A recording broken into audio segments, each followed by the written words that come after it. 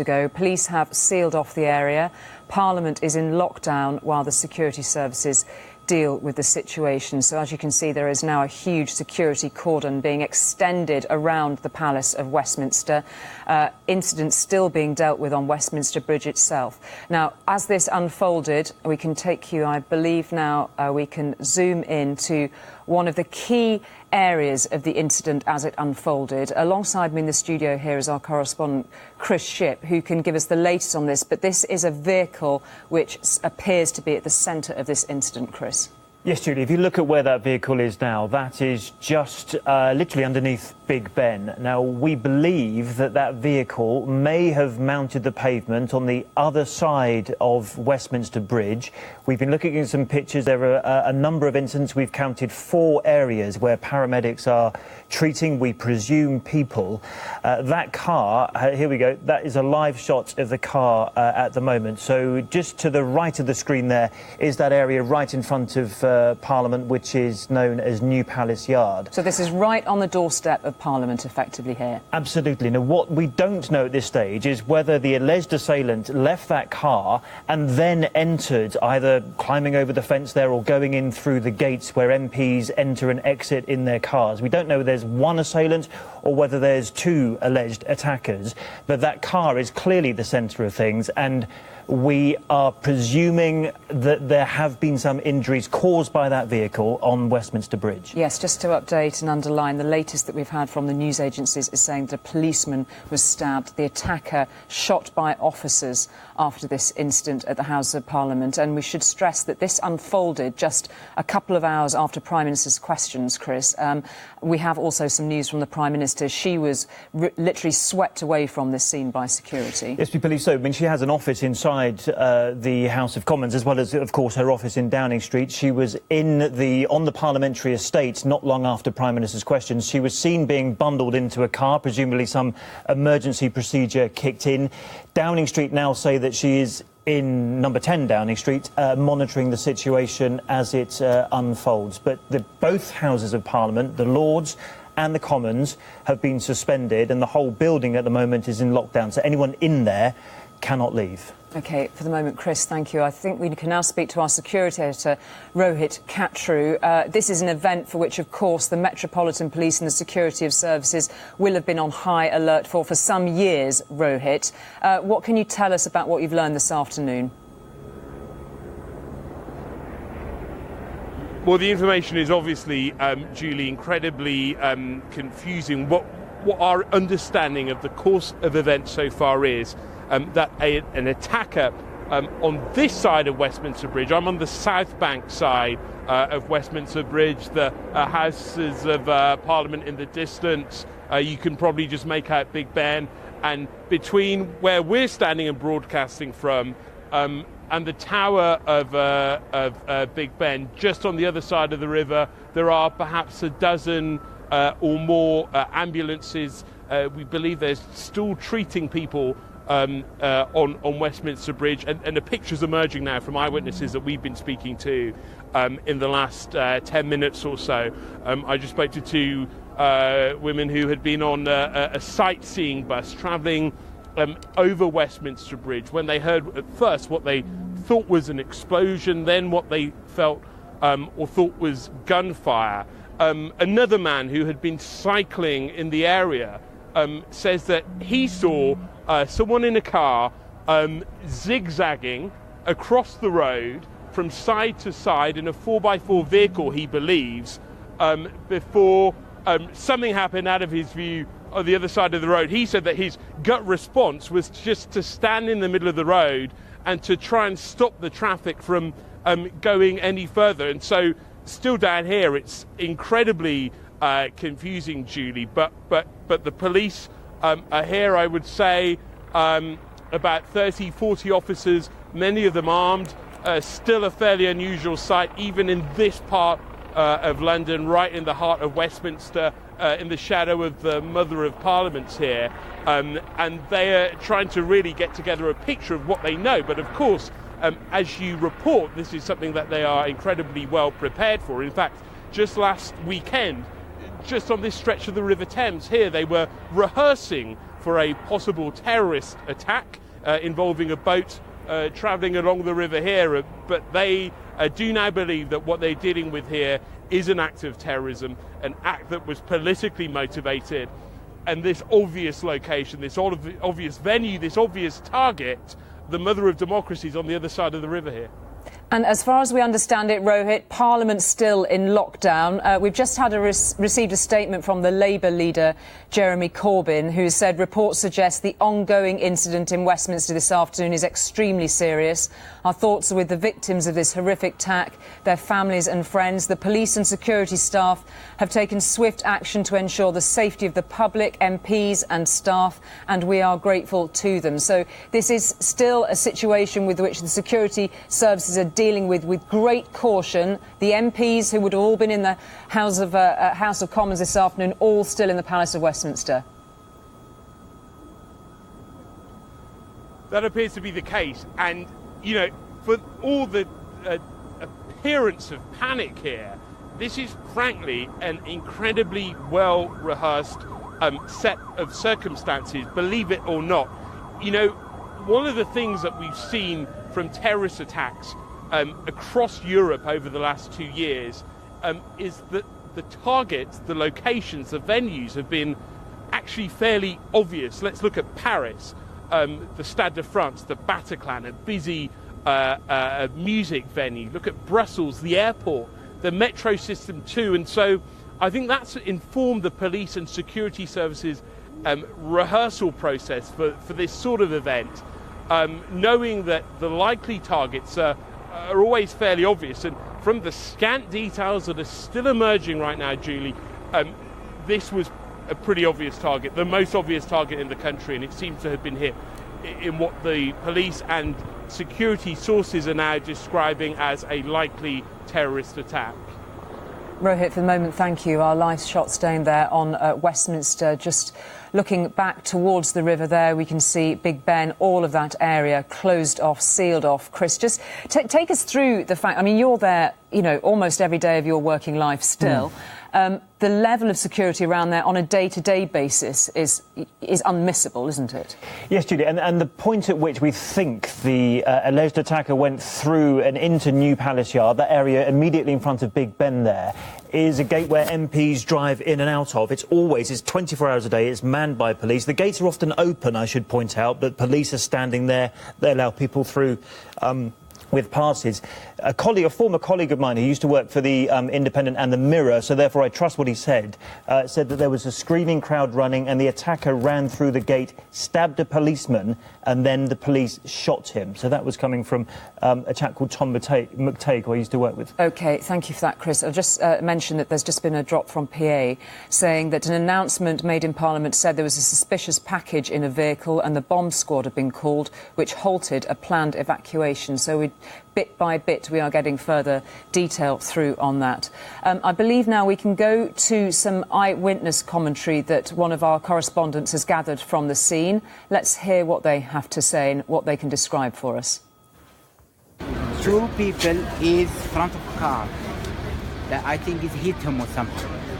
And the man is lying in and a lot of blood in his head. So I see three people, no more than three people. That's just literally come into us there, one voice of an eyewitness caught in the scene. We can cross now to our correspondent, Emma Murphy, who is at the end of Whitehall, I believe. Emma, just tell us where you are and what you can see. Yes, Julie, I'm at Whitehall. Just behind me, a few hundred yards, is Downing Street. And just to pick up on the information you had there from the PA snap about the police being concerned about a suspicious package, we understand that is just a short distance behind us here. I've just been speaking to a lady who is on this side of the cordon, and she told me that her husband is being held in a building and they have been told that they are unable to leave because police are extremely concerned about a suspicious package that has been seen in a vehicle just a short distance away. It's worth saying that I've been down here about 25 minutes now. Initially, we were well down the road. If you take a look where the police officers are walking, we were right down there, and then in a moment of great anxiety for the police. They started shouting for us to move up the street, and they have moved us onwards along a few hundred yards at a time, urging members of the public to step away and also asking people to leave the area as quickly as they could. Now, I'm joined by Richard Jones. Richard, if you'd be kind enough just to step in here. Richard was actually on this road when the incident began and made his way down towards the Houses of Parliament. Richard, be kind enough to explain for me, if you would, what you saw. Well, my friend told me about the situation and I was just up the road in Leicester Square, so I've popped down. And as I got to the end of the street there, next to Portcullis House, where the flashing police car lights are, I could see that there was a lot of commotion going on in the road. There was an air ambulance parked in the middle of the square, and there was police cars parked up, and as I was there, a lot of black undercover police cars turned up and parked outside the Houses of Parliament. As I was watching, I noticed that there was 6 police officers in full body tactical gear with helmets, MP5s, the full works, and they stacked up by the corner of the Houses of Parliament. After about 30 seconds of them standing there, another 25 police officers turned up in full body armour and tactical gear with guns, and then the whole group of them had decided to storm into the Houses of Parliament and started to evacuate the MPs into the black cars. Richard, I'm going to just stop you there for a moment and hand back to the studio. Emma, thank you. We're just receiving some breaking news from the PA news agency. They are reporting that 1 woman has died and a number of others have been hurt, including some with catastrophic injuries, it is reported, in the incident on Westminster Bridge, and that is according to a junior doctor working at St Thomas's Hospital. So the very sad news emerging from this incident this afternoon, that 1 woman has died, a number of others have been hurt, as had been reported earlier, including some with catastrophic injuries, and that is according to a junior doctor at St Thomas's Hospital. One can only imagine the pressure under which those doctors are working at the moment. If you are just joining us, to bring you up to date with why we are on air with this unfolding story this afternoon, several people have been injured. 1 woman has died in an attack immediately outside the Houses of Parliament. A police officer has been stabbed and his alleged assailant shot by armed officers. These are the latest images we have of that corner of Westminster Square, where you can see the vehicle in question right in the centre of your screen, the dark grey vehicle which appears to have veered at some speed off the roadway there literally into the gates around the Palace of Westminster, can be seen. Alongside me here in the studio is Chris Shipp, our correspondent. Desperately sad news that we are learning already of a fatality in this terrible incident. Yes, and it appears to confirm the reports which suggest that that car, the one you've just been talking about, the dark grey car there, may have mounted the pavement on Westminster Bridge, and that is where the death occurred that you've just been referring to. Is the cameras coming in there. There you can see the car. That's immediately underneath Big Ben.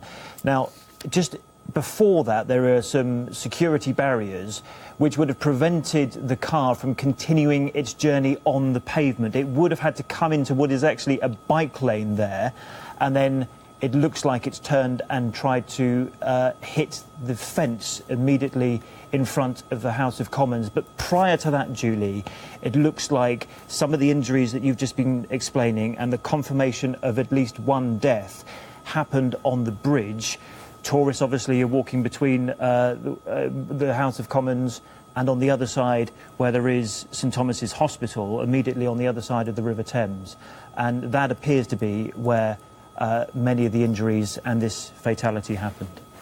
Just some further detail emerging from that immediate area around Westminster. The London Eye, which is just a stone's throw from the scenes that we're looking at now, is on lockdown still following the attack. They are currently holding all of their guests within that attraction, so one is imagining that they are on the London Eye as we speak, as the whole of this precinct around the Palace of Westminster remains on lockdown. These are the latest images then, as we can see just at the foot of Big Ben itself, stretching out now as the shot pulls back. You can see that whole area around Westminster, the Palace of Westminster, and the green before it, overlooked of course by the statue of Winston Churchill himself, and we can see there in the centre of the image not only the vehicle in question, but what it would appear would be presumably security officers moving alongside the edge of Palace Yard, as we can see that huge number of emergency vehicles and police vehicles now surrounding the whole of that corner of Victoria Bankment up towards the Palace of Westminster. Of course, just beyond that line of police vehicles, as we can see them, Westminster Bridge stretching down as it does towards St Thomas's Hospital itself and the Marriott Hotel, where it's understood some of the injured were initially treated in the immediate aftermath of this attack. But given that we've heard this very sad news from the junior doctor at St Thomas's Hospital, that hospital is now under some pressure in terms of dealing with the injured. Let's cross back now to Emma Murphy, whom we were speaking to a few moments ago on Whitehall. Emma, what is the latest you can tell us from there? You're only a few yards, of course, from Downing Street itself, and we understand that Prime Minister, having initially been taken away from Westminster, is now back in Downing Street. That's right, that's what we understand. As you will be unsurprised to know, there is an extremely high police presence all around Downing Street and indeed around the other government buildings. I'm joined now by Francis. You were in this area when the initial alert was raised. Yes. Your partner, however, is in one of the buildings just a little further down the road. And he's in Parliament at the moment. He's in Parliament. With his friends, yeah. Tell me what he has been able to tell you about what's going on in there. Well, they're locked in. It's apparently shut down, which I know because I've just been evacuated out of a pub. I think he took a photograph outside. I'm not sure actually where he got the photograph from, but he understood that there'd been an incident on Westminster Bridge and that a police officer had been stabbed and that the assailant had been shot. And then recently his texts say that he's still in there, they won't let them out, and there's a suspected package in a car. So at the moment I'm just going to wait for him to come out. He's in there with the British Lionhearts and the community delivering boxing course, an exhibition, and I'm just going to wait for him to come out because I don't know how long he's going to be, but obviously it's very important for them to secure the area before they let them out. Okay, Francis, thank you. Now, as we speak, you might be able to hear the helicopter above. It's been circling for the last 40 minutes or so. We've also seen a steady stream of ambulances coming up and down this road, and also a large number of police vehicles have been going in and out. This is one of the main access routes to the Houses of Parliament and close to Westminster Bridge where this incident took place. Incredibly, as the emergency services were going in and out, the changing of the guard was going on just to the left of me, quite determined to continue with some form of order as there is a great deal of confusion here in Whitehall. For the moment, thank you for that. And I believe we have, these are our live images, of course. We're going to keep a very close eye on those. Do stay with us for the latest detail on that. We actually have another piece of footage from an eyewitness this afternoon, who I think we can hear from now. We're actually on the bridge. We heard gunshots, what we thought was gunshots, turned around and we saw the car that ploughed into a lady, and I think it was a lady. Well, I'm not 100% sure, but underneath the wheel, you could hear screams, and then we heard gunshots again. And as we looked along the bridge, because we were only crawling along the bridge, there was bodies, literally. Must have been about 10 at least bodies. 10, 12 bodies, shot, all in different just lying places. in different places along the bridge. Being shot, yeah. Those two ladies speaking to our security editor, Rohit Katru, who is still on Westminster Bridge. And that was a very vivid description, Rohit. It absolutely was, Julian. And they're still shaking as they describe their account, as so many people who've been talking to us have been. And around 30, 40 police officers here, most of them armed. And one of the concerns now, in the golden hours after what appears to be a terrorist attack, are the tactics used by the perpetrators. One fear of the security services now will be that this is an attempt to draw them into a situation, to focus their attention on one location, leaving other potential locations vulnerable. Now, we're leaving what they call the golden hours, but clearly that is a concern for the security services and the police who are dealing with the situation right now, and that is, I'm told, informing their tactics as they respond to this during the afternoon, Julie. And it should be noted, Rohit, that we are in a period of handover between the former head of the Metropolitan Police and the new head of the Met, Cressida Dick.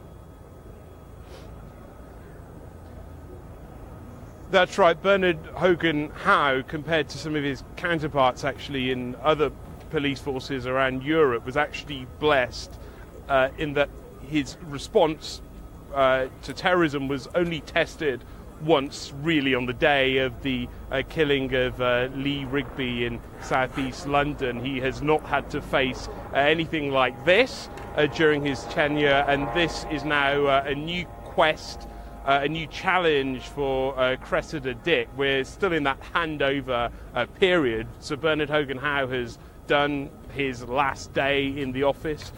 Cressida Dick is now in charge, and frankly, this is the greatest possible challenge that could face any Metropolitan Police Commissioner, and it is one that the entire operation at Scotland Yard is trying to face this afternoon. Rohit, thank you for the moment for that. We can now speak on the phone to Patrick Daly of the Bristol Post, who is still inside Parliament and has witnessed events unfold there this afternoon. Patrick, good afternoon. What can you tell us of what happened this afternoon and what you understand to be happening now? Good afternoon. I should probably make sure people know I also write for the whole Daily Mail and Grimsby Telegraph. I'm their parliamentary correspondent. In terms of what's happened now, it's all very clear, very quiet in Westminster Square, Parliament Square, which is almost exactly in front of my office. I mean, the scenes that we saw were, at the time, it was very hard to compute what was going on. We had heard a large, very loud bang. We heard screams, and at the time I wasn't sure if it was some kind of industrial event gone wrong. And then we saw the people screaming as they ran through Parliament Square and off Westminster Bridge. At this time I had no idea that what I probably heard was a car crash. It was at that point I saw someone quite aggressively approach a police officer at the car gate of Parliament, and that was when I didn't know whether he was seeking refuge at some point, but then it became very clear it was violent. The police officer was pushed down onto the floor, and there were kind of stab-like motions coming from the man. I personally did not see the knife, which I'm now reading in other reports, and as probably has been detailed many times all over, there were shouts from armed police as they ran to the policeman's aid, and a policeman dressed all in black fired off 3 shots, which caused the alleged attacker to crumple. So okay. You probably know more than I do after that. Patrick, we just saw the images that you filmed on your phone as you were describing to us them then. We're just going to run them again. And so you actually saw the man running into that area near Palace Yard. Just take us through it again. Now, what was shocking really is that, I mean, I imagine the police must have been utterly confused about what was going on, but the policeman at the gate didn't seem to have any weapons on them. And so the policeman in a bright yellow jacket got pushed into Parliament Square by this man. They seemed to be having some kind of disagreement, and that was when the policeman in the yellow jacket got pushed to the floor, and the attacker just stood over him, lunging at him. I can't say how many times. 3-4 times. It was very difficult to watch. I then started looking to see if anyone was trying to help him. That was when we saw people running out of the palace, obviously armed police. The attacker took a few steps to his right, closer to the Visitors Cafe, if people know it. There were words exchanged there, and that was when it looked like a very small firearm, to be honest, shot 2 to 3 times, very loudly, and the attacker crumpled. And then the scene really descended into mayhem. People were running towards the attack policeman and the attacker. And that's when I was actually, just after the attack took place, I was taking my phone out of my pocket to start trying to record some of it. And that's how I caught the aftermath rather than the actual shooting itself. OK, Patrick, thank you very much. There were very vivid images. What looked like one of the police officers throwing some emergency equipment through, I noted. We'll look at those again very shortly. These are the latest live images. Thank you, Patrick, and we hope that things conclude safely in Parliament this afternoon, of course, that you and all of your colleagues are able to get out to safety too.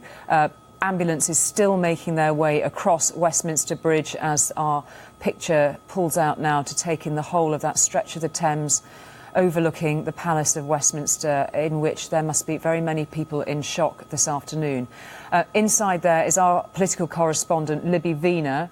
Libby, what can you tell us about what you've experienced and what is happening there now? Well, the palace is still in lockdown. I'm in the press gallery, and we were here when the incident unfolded. What first alerted us to the fact that something very serious was going on was a loud bang, which we now believe was that car crashing into the railings on one side of New Palace Yard. A short time later, there were 2-3 shots fired. When I got to this room, which overlooks New Palace Yard, I could already see 2 people being given assistance by paramedics. They looked very seriously injured. The paramedics were assisting them with CPR, and that went on for perhaps 25 minutes. An air ambulance landed in Parliament Square, and 2 ambulances came into New Palace Yard. One of them then took one of the injured people away. We believe it was the assailant. Now, the seriousness of this incident, if it could have got worse, was the very fact that the Prime Minister,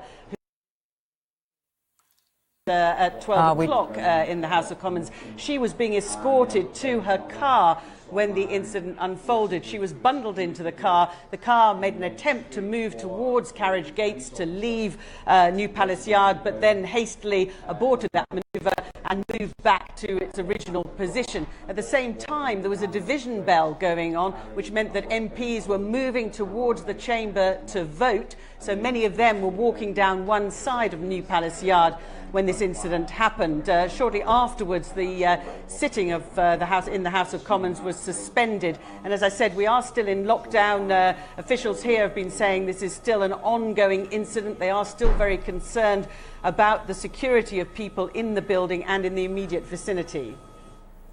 Libby, for the moment, thank you very much indeed for that. We're just getting reaction to these events unfolding in Westminster now coming in. We've just heard from the US President Donald Trump has been speaking, and he has described the terror attack at Westminster as big news as world leaders reacted with shock to the incident. Very many of them are, of course, gathering in America on a conference on terrorism and fighting the so-called Islamic State. That is the first word out of America from the US President. He was speaking apparently after having an update on the situation, and the US State Department has said it was ready to assist the UK authorities in any way. According to our colleagues at NBC, Mr. Trump told reporters, "I was just getting an update on London. Some big news having to do with London has just happened," and the State Department spokesman said, "We're following the concerning situation outside the UK Parliament and stand ready to assist in whatever way possible." We have also heard too from the Labour leader Jeremy Corbyn, who's extended his sympathies to those who've been worst affected by that. The Prime Minister back in Downing Street after having been taken out very swiftly by her security detail, moved her away from Westminster as fast as possible. We can cross back now to the Commons, in fact, just outside, along from the Commons at Millbank, and our correspondent Paul Brand, who's been watching events unfold. Paul, what's the latest you have for us? So I'm just on the north side of the river here outside Parliament. Police vehicles, ambulances still coming along this road this afternoon to the scene just at the top of this road here next to Westminster Bridge, where it looks as if ambulance crews from my angle here are still treating some patients. I was on my way into Westminster this afternoon. I arrived at the tube station just as this incident was happening. I came out of the tube exit to see MPs huddled around one another, shouting, confused, panicked, asking one another, what should we do, what should we do? I spoke to one of those MPs who said, Paul, get away from Parliament. There's some kind of an incident going on. A car has been driven in to the railings of Parliament, and then a couple of MPs ran into the office at the tube station to tell them to shut the tube down, saying there had been a terrorist incident. When I came out of the steps here at Westminster Tube Station, I could see the car directly opposite me up against those railings, and paramedics at that point were already treating someone under the front of that car, and then police just started shouting to everyone to get back, get back. Armed police were running across the road. All of the tourists, this is a huge tourist spot as we've been discussing, all of them were being pushed back and back with cordons being put up, and all of us asking not to film anything while the incident was going on. As I moved back towards Westminster Bridge here, I could see another casualty there on the other side of the bridge, just up against the railings. Paramedics again doing their best to treat that person, and then after that the police pushed us further down the embankment here to where we are now, where we're being asked to stay for the time being, where, as you can see, they're still clearly trying to get a hold of what's gone on here. Paul, for the moment, thank you very much indeed for that. It is now around 4:30, just coming up to 4:30 if you're just joining us. The news that is unfolding this afternoon, a terrorist incident at the Palace of Westminster and in Westminster itself this afternoon. One woman has died and several have been injured in an attack immediately outside the Houses of Parliament. A police officer was stabbed and his alleged assailant shot by armed officers. Let's go now to the live pictures, and alongside me in the studio is our correspondent Chris Shipp, who can just bring us up to details with the latest on this. And this is the view looking back onto the core of this incident as it appears. Chris. Yes, this is looking, by the look of it, from Millbank down towards Whitehall. I think that's Whitehall. You can see just at the top of the screen there, the cenotaph, of course. There we are, going off towards Downing Street. So to recap, Julie, this happened at 2:40 p.m. This afternoon, when there were reports of a loud bang very close to Parliament, right underneath Big Ben. There were screams and shouting. We think after that, a police officer was stabbed. That was followed by some gunshots, and it appears that the alleged attacker was shot dead by police.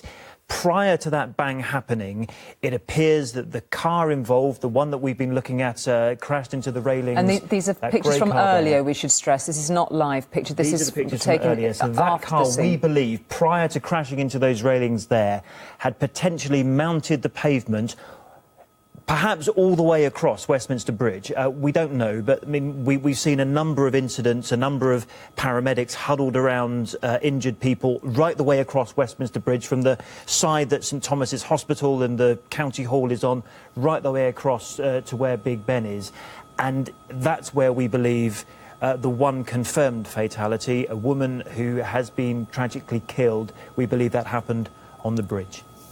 Moment. Thank you, Chris. Alongside the bridge itself, on the St Thomas's Hospital side of the bridge, our security editor, Rohit Katru, who'd spoken to some eyewitnesses a little earlier. Rohit, who else have you spoken to? In fact, you have somebody alongside you now. Yes, Julie, this is Rob Lyon, who was down in London with work. He's from Warwickshire, and you saw some of the aftermath of what happened, Rob. Just take us all through the events that you saw. Sure. Well, I'd just done an interview at Millbank for the project I was here in London. I was walking from Millbank. We were staying at the Park Plaza Hotel behind you. We just passed a group of Chinese tourists taking a photograph of the Big Ben, and then suddenly I heard a crunch of a metal against a curb. It was the wheel of the car hitting the curb. I then a colleague I was with said, "Rob, get out of the way." I saw people being hit. I jumped from the pavement into the road. Tragically, I could see people actually were passing me that had been hit, and then I could just see the car continuing in that direction, and they're just leaving devastation behind it. People were passing you. Someone that was hit, certainly a gentleman. He was airborne, if you like. He was flung into the air by the impact of... Yeah, and there was one lady, tragically, had gone under the bus that was on the road, so she didn't look like she had much chance. And you must have been in absolute panic at this stage, and I'd imagine the people around you too. Just shocked, to be honest. I don't think panic. There's almost the world to sort of slow down. It was like being in a Hollywood movie, if you like, as opposed to real life. I didn't quite know what had happened. I thought maybe... somebody had a heart attack at the wheel and hit the accelerator. I didn't for a second think it was someone was intentionally, driving a car at me. And just tell me what went through your mind in those terrifying moments that everyone here is imagining. You know, what if they were there? What would they have thought? I mean, what went through your mind at that time, Rob? First, I wanted to check the two colleagues I was with were okay. I saw Steve and James were okay. I wanted to check that there was a lady that was in front of me that was clearly badly injured. I wanted to help her, but somebody was already with her. And to be honest, I was just in shock. I didn't go into a protection mode of other people. I just looked around me at what was happening and couldn't quite believe it, to be honest. Yeah. And now all this time on, you still can't believe it. Obviously, I can see from you that you're slightly shaking. in shock, to be honest. Yeah. My first thought was to get straight home, see my wife and my children. But in light of, I've looked at the news on my phone and I can see it maybe has terrorist implications. I now think I'm going to stay in London and do what I was here to do, rather than just go home. I think I'm not going to be disrupted by these people. We should step up and do what I was here to do. This is solidarity. This is standing sort firm. of. Well, the campaign I was here to raise awareness was about carbon monoxide alarm awareness. And if I went home, one person maybe wouldn't buy an alarm and protect their family because of me now. So I'm not going to let that happen. I'm going to stay here and I'm going to raise awareness for carbon monoxide. That's what I came here to do, and I'm not going to let them stop me. Rob, I think so many people are going to find that such an admirable response to this all. You've had a chance to talk to your wife, to your family. Briefly. And if you don't mind, how did that conversation go? I didn't last long before I could feel my voice wobbling. I just said I'm okay. I'll speak to you soon. I will call them again in a moment. I did say I'm coming straight home, but as more I think about it, maybe I think I stay in London to do what I was here to do. So. Well, look, best of luck with it. Thank you. And thanks for your time on ITV News. Rob was actually down here, as he says, trying to promote a carbon monoxide detection campaign, and he's heading back to that. I think, Julie, actually, the cordon's being moved here, and so I think technically we might have to hand back to the studio for the moment.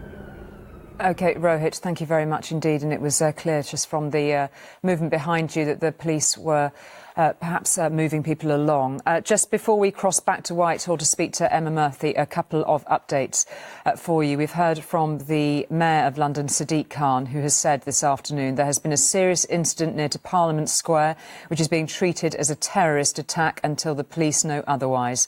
I have spoken to the Acting Commissioner. The Metropolitan Police Service is dealing with the incident and an urgent investigation is underway. My thoughts are with those affected and their families. Sadiq Khan goes on to say, I would like to express my thanks to the police and emergency services who work so hard to keep us safe and show tremendous bravery in exceptionally difficult circumstances. So that is then the latest from the Mayor of London, Sadiq Khan. And just another detail which has emerged in the last few moments from a spokesman for the Port of London Authority, which looks after the safety on the River Thames. He has been quoted as saying that a female member of the public was recovered from the water near Westminster Bridge. She is alive but undergoing urgent medical treatment on a nearby pier. We believe she fell from the bridge. He said the river has been closed from Vauxhall to Embankment as part of the security response. So bit by bit, the picture is being filled out of what happened on the bridge. It appears, from what we've learned so far, that the vehicle that we've seen crashed on the side of the Palace of Westminster end of the bridge may have ploughed along the bridge, hitting pedestrians. It may be that this woman, to whom the Port of London Authority have been referring, may have been pushed off the bridge. She may have been trying to leap to her safety. That is not yet clear. But bit by bit, we are learning of the truly awful events on Westminster Bridge this afternoon. Let's cross now to Whitehall, to our correspondent Emma Murphy, who I believe, Emma, you have a security expert with you. Indeed I do. I'm joined at this moment by Tahir Abbas. You are a security expert with RUSI based here in London. We just need to move back a little bit if we could. Stick with us though. We will keep broadcasting as these police cars come through. If you just wait one moment, we'll rejoin Tahir Abbas. So Tahir, this has been the situation that has caused great worry now and anxiety for a long time. As we've seen terror attacks in other cities, it appears that it has finally come to London.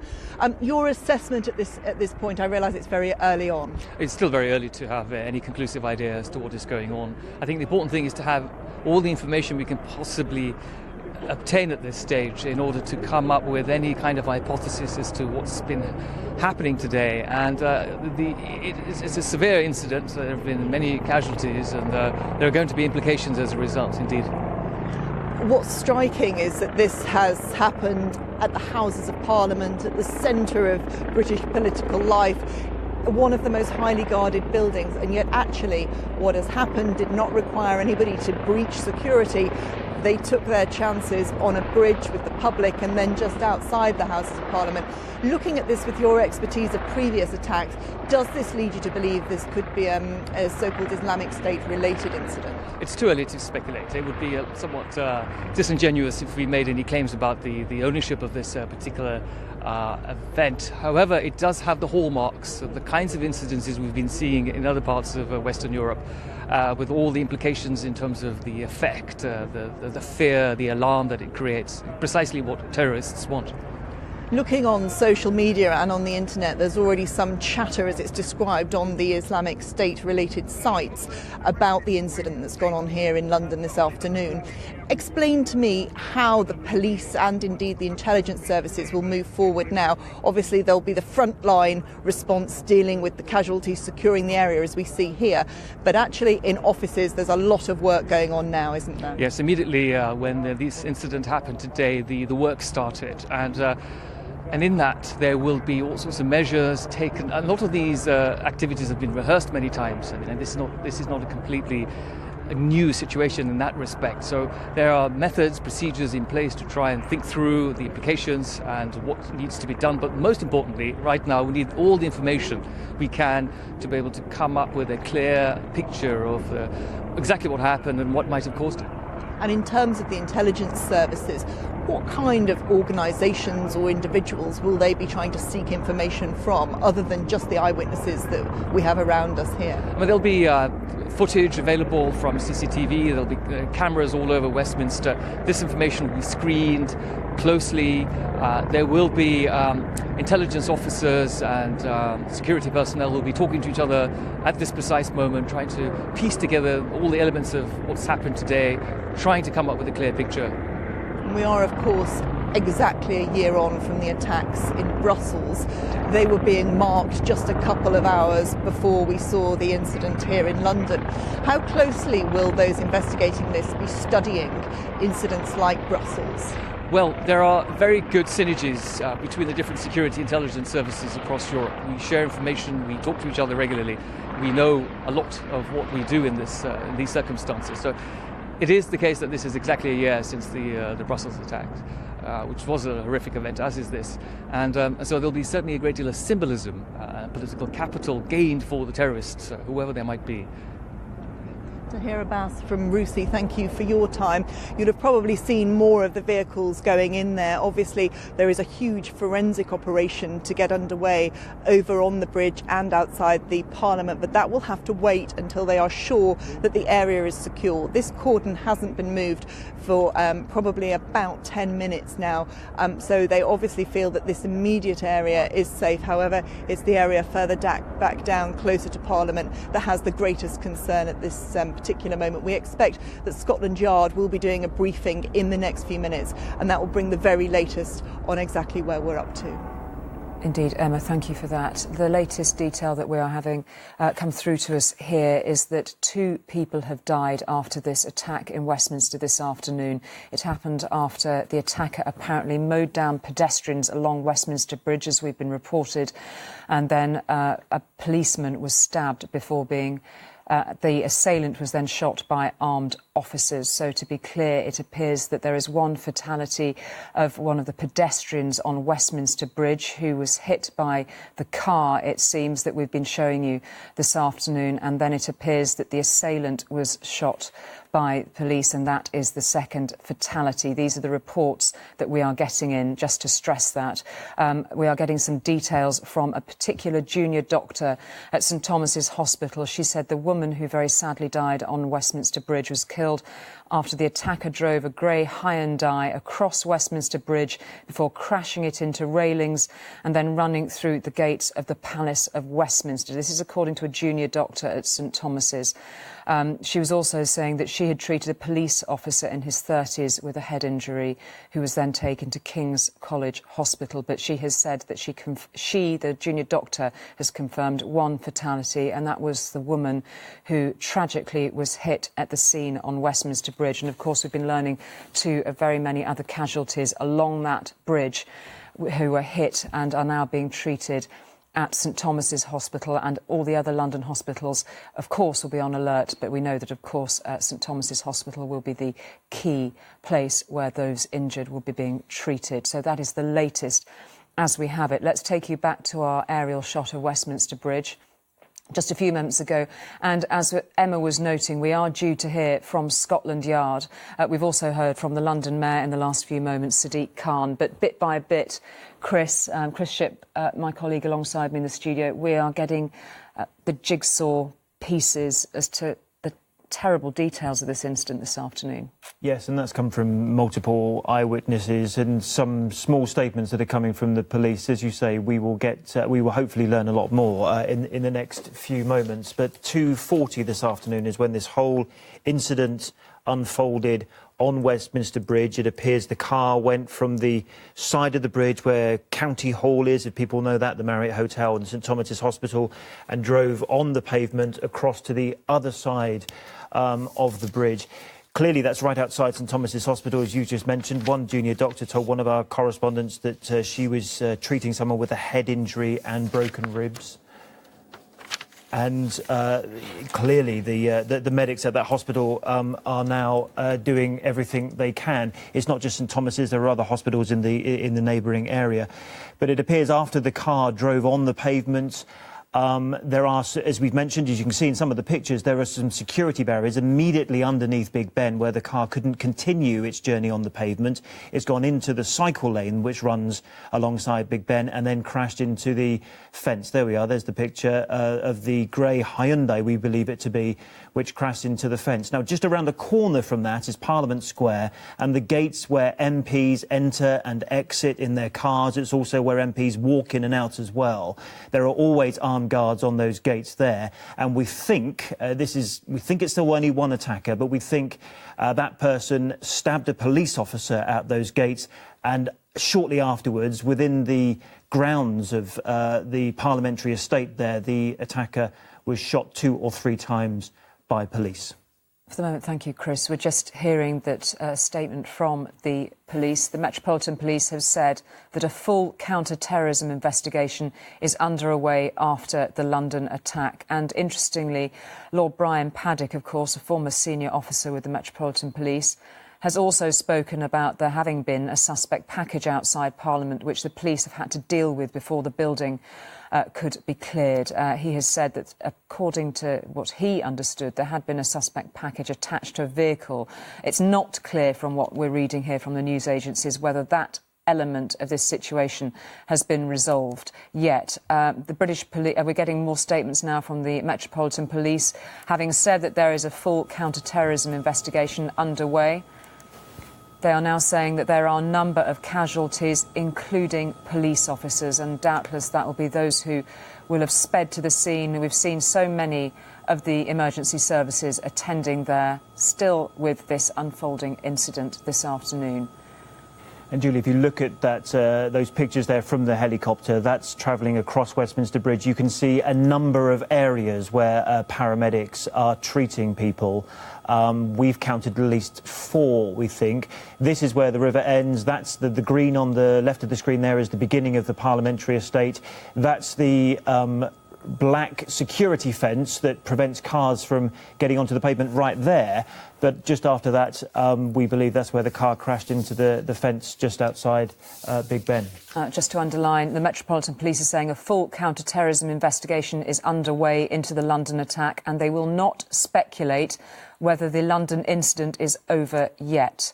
That is the latest from the Metropolitan Police. We can cross now to our correspondent Ronke Phillips, who I believe is outside St Thomas's Hospital. Ronke, what do you have for us? Yes, right next to St Thomas's Hospital, and Westminster Bridge itself is being used as an emergency treatment centre, if you like, Julie. People are being brought out in stretchers from Parliament one by one, and they're being treated out there in the open. We've seen at least 7 casualties brought out into the ambulances. We saw a man in a wheelchair who was being given oxygen, another man on a stretcher who seemed to be given CPR. I did manage to speak to a junior doctor who, seeing the commotion from her office at St Thomas's, which overlooks the bridge, came down and rushed in and treated a man with a very serious head injury. She told us he also had rib injuries and he had what seemed to be a slash wound on his leg. She told us that he'd been taken to King's Hospital and that several of the casualties were being taken there. We've seen walking wounded being taken into the Marriott Hotel, and we're told that that's the triage centre. People with varying degrees of injuries are being treated there, and other people are being brought over, escorted over the bridge by police. Those people are being escorted away. They're not needing medical treatment. There was a woman with a baby. I managed to shout to her and ask her if she was okay. She told me she had been caught up in the melee, as she called it. She said that she was okay. She looked quite tearful. Another man came over. We spoke to him. He didn't want to talk to us on camera, but again, looking very shocked and very tearful. And as you can see, people are still being treated behind me, Mary. As you say, it's an ongoing situation. Ronke, thank you very much indeed. We can bring you now the latest from Scotland Yard. Commander B.J. Harrington of the Metropolitan Police has just made this statement. Since 2:40 this afternoon, the MPS has responded to an incident in the area of Parliament Square, and the Senior National Coordinator has declared this a terrorist incident. And although we remain open-minded to the motive, a full counter-terrorism investigation is already underway. This is led by the Met's Counter-Terrorism Command. At this stage, I will confirm what we know has happened, but I will not speculate. We received a number of different reports, which included a person in the river, a car in collision with pedestrians, and a man armed with a knife. Officers were already in that location as part of routine policing, but immediately additional officers were sent to the scene, and that included firearms officers. We are working closely with the London Ambulance Service and the London Fire Brigade. I'd like to repeat our request for the public to avoid the following areas: Parliament Square, Whitehall, Westminster Bridge, Lambeth Bridge, Victoria Street up to the junction with Broadway, and the Victoria Embankment up to Embankment Tube Station. This is to allow emergency services to deal with this ongoing incident. There is an ongoing investigation being led by the Counter-Terrorism Command, and we would ask anybody who has images or film of the incident to pass those to the police. We know there are a number of casualties, including police officers, but at this stage we cannot confirm numbers or the nature of these injuries. Our response will be ongoing for some time, and it is important that we gather all possible information and evidence. Public safety is our top priority, and we are reviewing our policing stance across London and throughout the capital this afternoon. There will be additional officers on duty and deployed across the capital. I would like to ask the public to remain vigilant and let us know if they see anything suspicious that causes them concern, and if they do, to dial 999 immediately. The Acting Commissioner, Craig Mackey, is being treated as a significant witness, as he was at the scene when the incident started. Whilst he is not injured, it would be inappropriate for him to be here to talk about the incident at this stage. Our thoughts and his thoughts are with all of those involved and responding to that incident this evening. I would stress that if anyone has information about today's incident, they are urged to call 0800 789 321. And I would stress, if the public have any information. The statement then from Scotland Yard just a few moments ago saying that this is being dealt with as an ongoing incident and the counter-terrorism unit is involved. And Chris, we've got some latest news from Downing Street. Yes, Julie. Number 10 have confirmed that the Prime Minister will chair a COBRA meeting tonight. It's familiar to us, perhaps rather unfortunately, because that's the emergency committee meeting where they bring together the Prime Minister, the Foreign Secretary, Home Secretary, the heads of counter-terrorism, the heads of MI5 and MI6 as well. So Downing Street have confirmed that the Prime Minister will chair one of those committees tonight. Remember, the Prime Minister was very close to this incident. It happened within the House of Commons, where she has an office, where she just had Prime Minister's questions, and she was seen being bundled into a car and taken back to Downing Street. One further bit of information, Julie, and it appears that a government minister, Tobias Ellwood, was one of those who gave mouth-to-mouth resuscitation to the police officer that was injured within the parliamentary estate, and he was seen later with some blood on his hands talking to officers, but he appeared, and it says here that the officer that was stabbed multiple times, and this particular MP, he's a Tory MP and a Foreign Office Minister, tried to give him emergency first aid. Thank you, Chris, for that. We're also learning on a PA news agents this afternoon that London Ambulance Service have treated at least 10 patients on Westminster Bridge itself. So those figures would appear to tally with the assessments that have been made by eyewitnesses at the scene. The Prime Minister, as you just mentioned, Chris, is to chair that meeting of COBRA this evening, and there are parliamentary offices and buildings all making security assessments this afternoon, not least in Scotland too. We're just learning they are reviewing their security at Holyrood this afternoon. We've also heard from the Mayor of London this afternoon, who's extended his sympathies to all those affected, and indeed thanks to all the police who are on the scene dealing with this at the moment. On Westminster Bridge, our security editor, Rohit Katru, you're getting some very vivid and eloquent eyewitnesses describing this terrifying incident across the bridge. Rohit. Yeah, that's right, Julie. And there are actually contradictions in what some eyewitnesses are telling me. They certainly don't agree on what they believe they have seen. There are disparities on some of the details, and that's obviously one of the early challenges for counter-terrorist officers who are investigating precisely what has happened here. But one thing is clear, that despite the guarded language from Scotland Yard, everyone in the UK security services and at Scotland Yard is treating this as if this was a terrorist incident. That is their belief.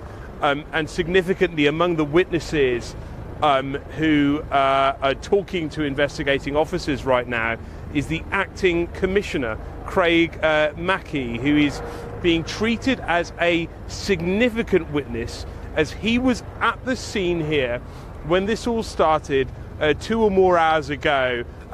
He's being interviewed by officers just like so many other witnesses here. There are an incredible number of officers here. This is perhaps the biggest police presence that I've seen at any event anywhere in the United Kingdom, frankly.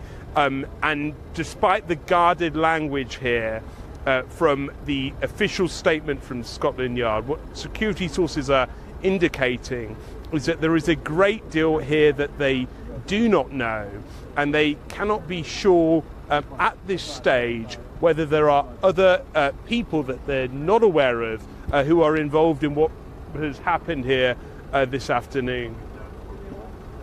Thank you very much indeed. We're just getting some more details from eyewitnesses at the scene. The Tory peer, Pauline Neville-Jones, who of course former security minister, told the Press Association this afternoon that she too was an eyewitness to this incident.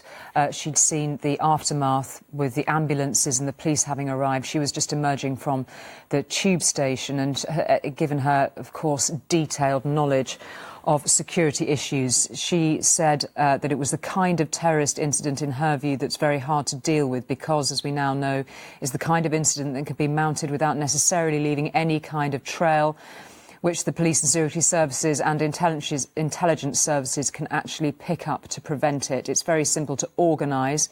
It appears to be one individual with a car and a knife, and that was the observations of Dame Pauline Neville-Jones. She said the police will have been trained to respond precisely to this type of incident, but they are incredibly hard to prevent. And this coming on the day, Chris, a year on from the Brussels terror attacks. Yes, and remember, Baroness Neville-Jones speaks with a lot of experience. Indeed. She was formerly head of the Joint Committee on National Security, and previously, under David Cameron's government, I think it was, she was a Minister of State of the Home Office in charge of security. So therefore, we should take heed of her words. But you're right, Julie, this is a one-year anniversary since those attacks in Brussels. And actually, since then, of course, we've had others in Europe, as we know, some involving vehicles which have driven into large crowds, like in Nice and like in Berlin.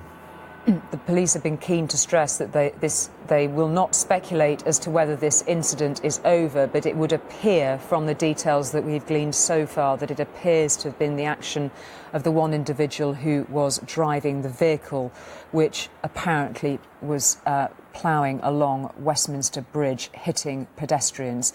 Now, we have some news from the Port of London Authority on the woman who was rescued from the Thames. She was pulled alive from the River Thames after the London attack, but has serious injuries. We heard just a few moments ago that she was recovered from the water near Westminster Bridge, alive but undergoing urgent medical treatment.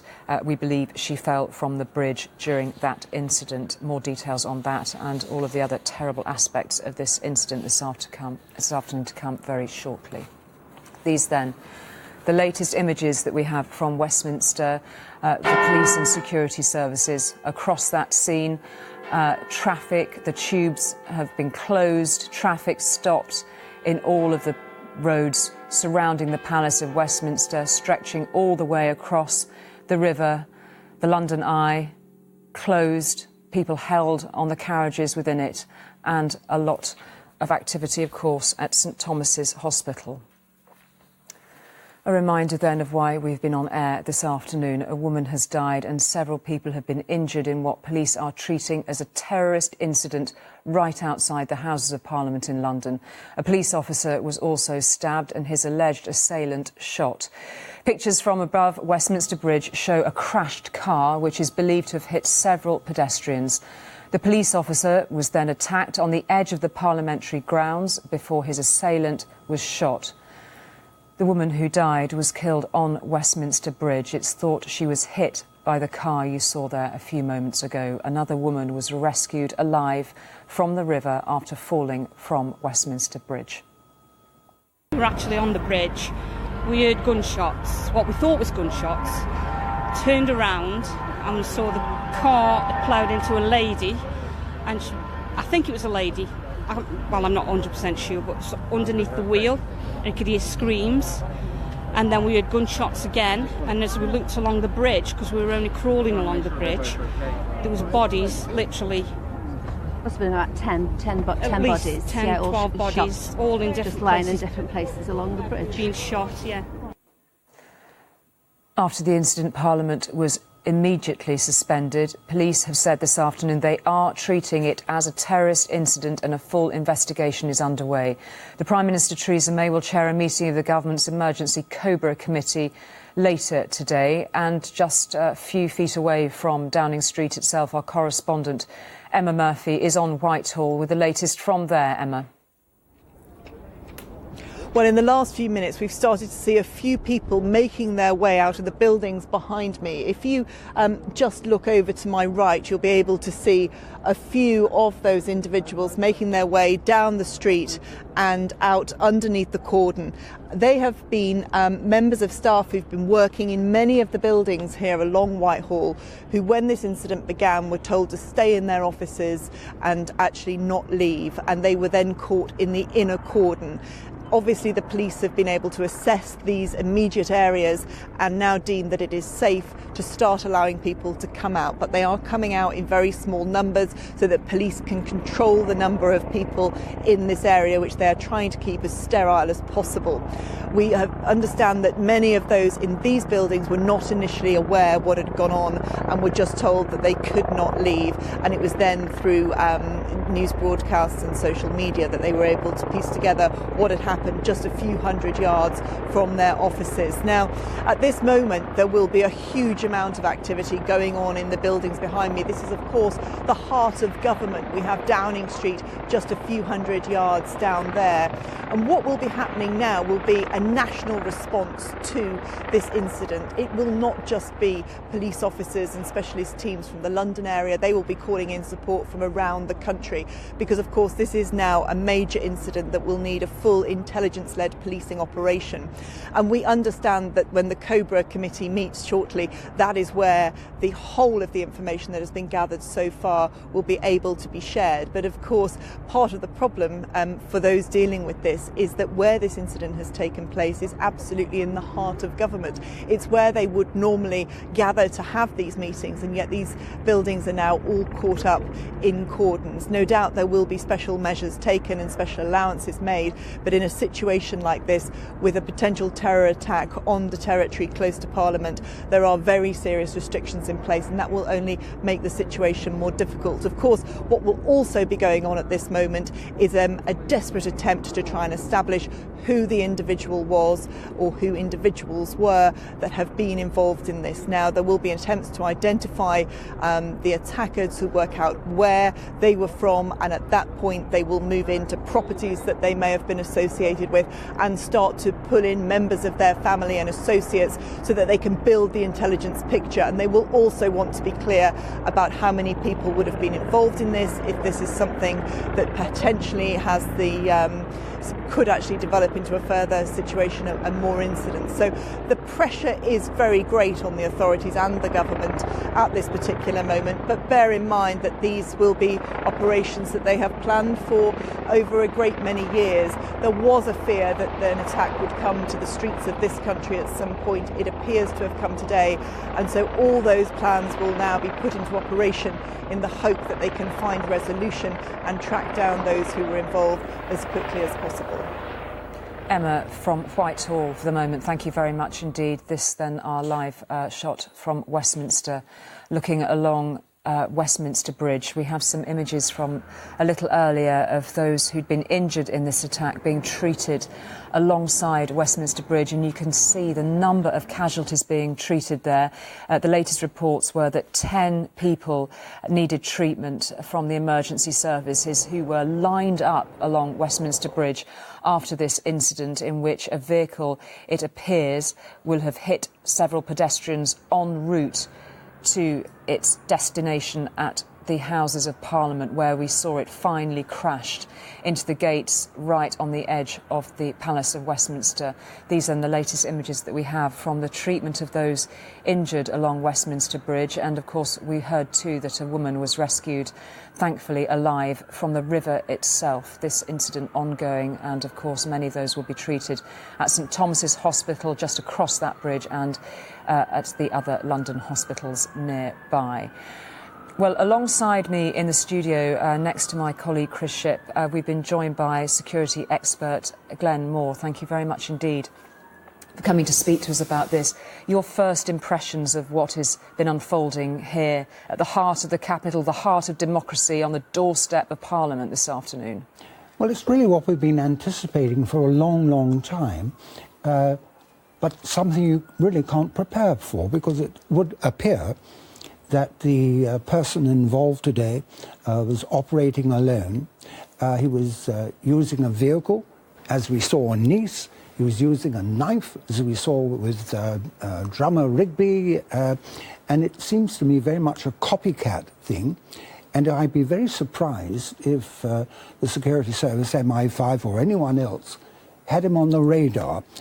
We are very well prepared for collective organisations attempting bombings and things like that, because they do tend to have a great deal of communication which you can track, GCHQ can track.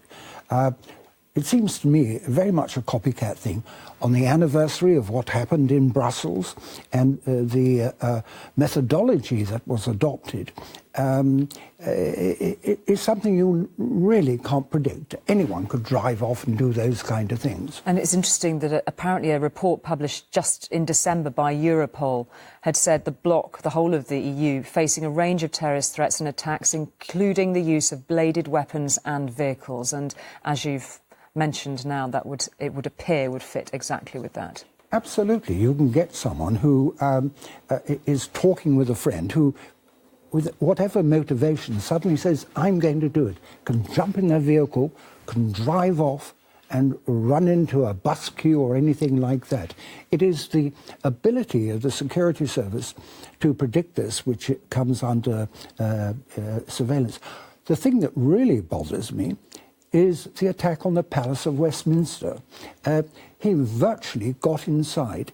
Had the fellow driven into, then all you would have is these rather plump, gentlemanly old Mr. Plods who are in there. You don't have tooled up, really tough people to protect the palace. And if I were a member of Parliament, I would want a very serious review of the security of the palace. Yes, and it appears it is still in lockdown as we speak. We did have some images a little earlier on from the incident as the alleged assailant appeared to run into the palace yard. Chris, you know this building inside out. What are your reflections on the I'd agree with that, Julie. issue? I saw them every day. I went in and out of those gates every single day, and there are police officers there with guns. They are permanently there.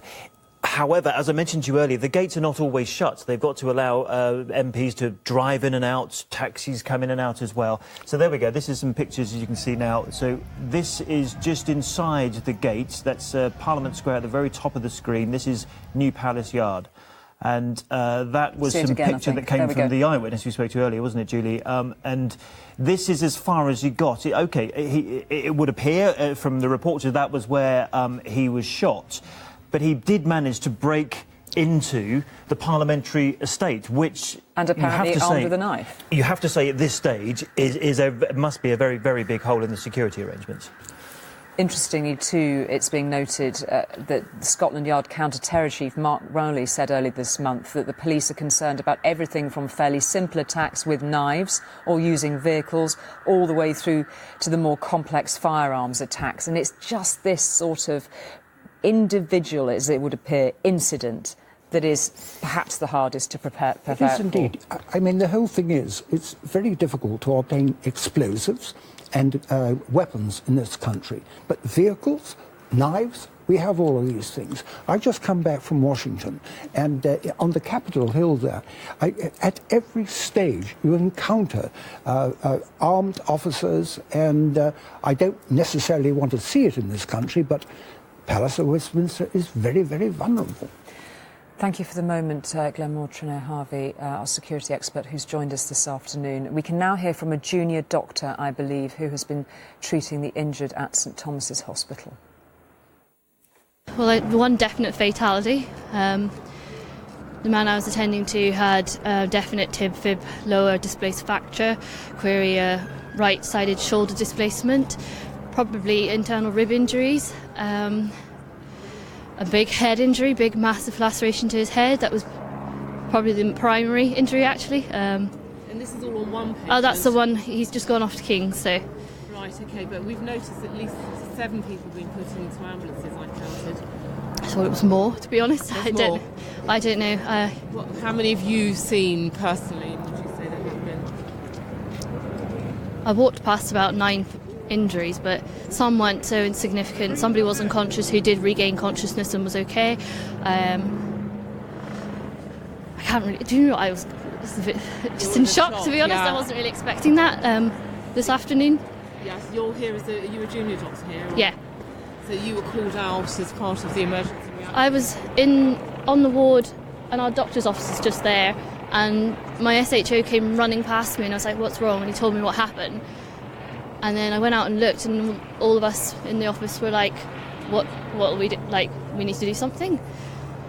So we all just went out and helped, got blankets, and physios were with me and helping.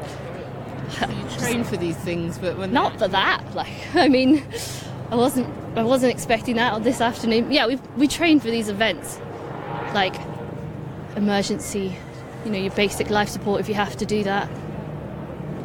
How to triage people, who needs attention, first. So the words there a few moments ago of Junior Dr. Colleen Anderson. You can only get a sense of the pressure the doctors are under at St Thomas's and other hospitals across London this afternoon. This is the live shot across Westminster Bridge. And we can cross now, I think, to our security editor, Rohit Katru, who has another eyewitness with him. Rohit.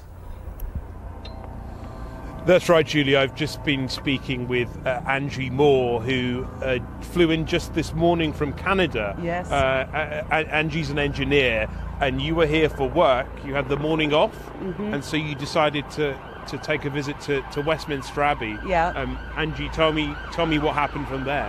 I was coming back to my hotel, walking across the bridge, and about halfway across the bridge, One moment there, Andrew. You just we'll just pause a moment as this ambulance goes by. And Angie, you were saying you were crossing the bridge this morning into your morning off. Actually, it was about 2:30, I think. And about halfway across the bridge, there was a commotion across the bridge, and there were 2 or 3 people on the ground. And I first thought it was just a random accident, big city like London, it happens. But then looking back that way, there was another group of 3 people on the ground, and then someone, like a tourist, no one official, said there was a bomb planted under the bridge. So we all ran to the far end of the bridge, and things seemed to be calm. But when we ran to the far end of the bridge, there were more people on the ground. And at the far end, there were 3 people on the ground, maybe 5, 6, 7 feet apart. But one was right behind a light standard, like for a crossing light. So I couldn't understand how a car could hit all those people with the post not damaged at all. So it seemed to be that the bomb threat was over. And I walked back this way, and there were people on the sidewalk and on the road the full length of the bridge. So you were on the north side of the bridge here. Yes, you were on the other side of the bridge. South Bank now. Yeah. And you were near to Westminster Abbey, and you saw several bodies. I mean, people lying on the floor. Yes. On the pavement in the street as well. Yeah, there were 2 people on the road, and I would guess that there were 15 people right flat out on the sidewalk or the road. And at this stage, here you are on a day off in a foreign city. What's going through your mind as you see these events unfolding before you? I just kind of thought, like, it's not good. I don't know what it is, but I think I'll go to the hotel and get room service. I'm not leaving because my hotel's just over there. Yeah. And tell me about how quick the response was. There were police officers there in minutes, seconds perhaps? Minutes for sure. Seconds, I think it would be hard to do in that location because all the tour buses and whatnot, but yeah. And the sirens are still coming, and I think it's maybe 3 hours later. And the helicopter was very quick. Yeah. Okay then, Angie. Well, thanks for your time. Okay. We'll let you return to your trip to London, and many, many more accounts that we're hearing here on the south side of Westminster Bridge, just like Angie's. And a reminder, if one were needed, of the fact that this is an attack on a world city. We're just learning from the newswires, a French diplomatic source saying that 3 French citizens have been injured in the London attack. That is the latest bit of information that we have, of course. And you can see the security services and the emergency services, of course, spread across the length of Westminster Bridge, where it appears that grey vehicle we showed you earlier swept along that pavement, knocking down pedestrians. The latest reports is that the emergency services have been helping 10 injured pedestrians along the whole of the expanse of that bridge towards the Palace of Westminster. Alongside me here in the studio, Chris Shipp and Glenmore Trenier-Harvey, security expert.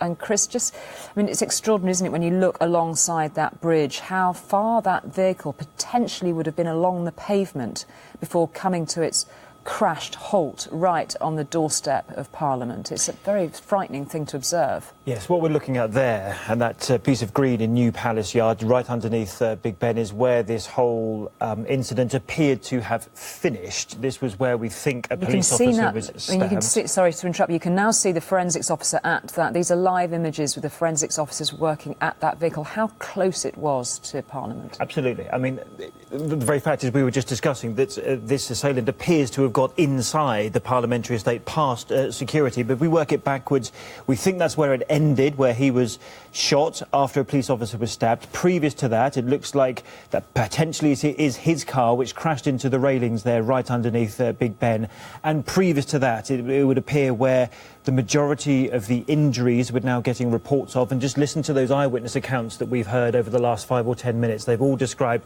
multiple injuries right across the length of Westminster Bridge, so from the side that has St Thomas's Hospital right the way across to the side where the Houses of Parliament are, and that would appear where most of the injuries are. Now, some of our eyewitnesses earlier spoke about a number of bodies, 10 or 12 bodies. We don't know whether they were talking about injuries or people who had been more seriously injured and perhaps fatalities. But to recap, we've only so far had one confirmed fatality, in addition to, we think, the assailant as well, who was shot by police. Chris, thank you. Let's cross to Emma Murphy on Whitehall, who has an MP alongside her. Emma. Yeah, Julia, I'm joined by Martin Vickers, MP for Cleethorpes. Martin, you were just on your way to vote, if I'm not wrong, when you heard something start to happen. Explain to me the situation you found yourself in. Well, we'd been called to vote. I went under the tunnel that takes us from the offices on this side of the road.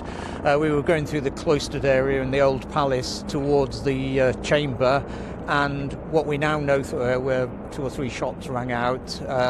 My colleagues who were in front of me, the ones at the sort of front of the procession, as it were, turned and presumably under instruction from the security people, said, out, run, get out the building. And the first entrance from where we were is actually into the Westminster Tube Station and then up onto the embankment. And we then heard following the people following it on their phones and so on, we were then sort of piecing together what had happened.